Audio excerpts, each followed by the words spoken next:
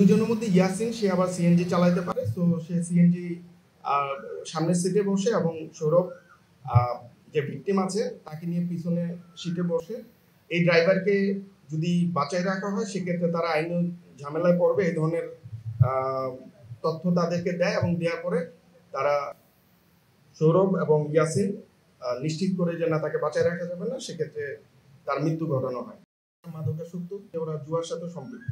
মাদকাসক্তি এবং জুয়া এই দুটা জিনিস ওদেরকে মাত্র 45,000 টাকা সিএনজি, কিন্তু 45,000 টাকাটা হয়তো ওদের কাছে অনেক বড় একটা অ্যামাউন্ট মনে হয়েছে।